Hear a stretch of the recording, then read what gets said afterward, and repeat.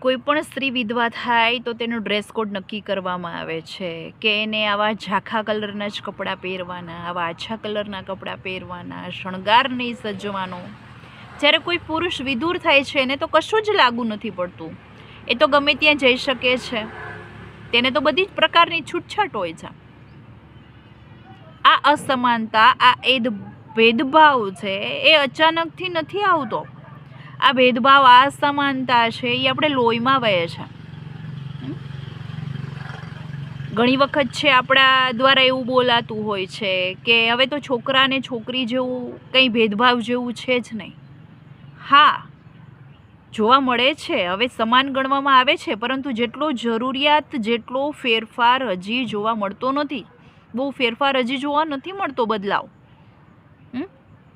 જ્યારે ગર્ભમાંનું બાળક એમ ખબર પડે કે ના છોકરો છે તો નિરાશ થઈ જવાય, અથવા તો જ્યારે બાળક ગર્ભમાં હોય ત્યારે એવી આશા બાંધી લે છે લોકો કે ગર્ભમાંનું બાળક દીકરો હોય ને તો સારું.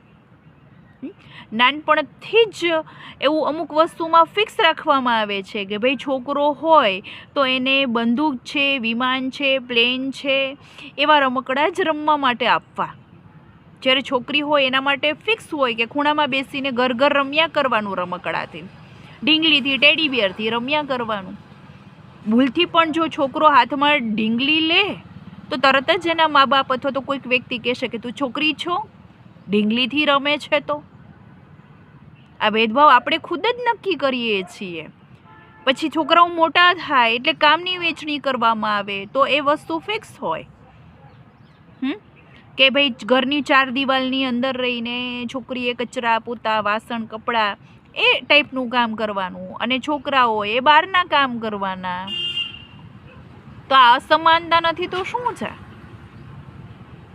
આજે યુગ ઘણો બધો બદલાઈ ગયો છે, તો એકની સાથે કદમથી કદમ મિલાવીને ચાલવું પડશે, તો આપણી વિચારધારા બદલાશે.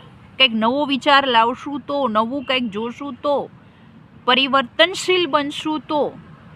આમ છતાં અમુક જગ્યાએ લોકો શું કહે છે ખબર છે? અમે તો દીકરાને અને દીકરી વચ્ચે કોઈ પણ પ્રકારનો ભેદભાવ નથી રાખતા, અમે તો દીકરીને દીકરાની જેમ જ ઉછેરીએ છીએ. આ કેટલા અંશે યોગ્ય છે મને કમેન્ટમાં જરૂર જણાવશો.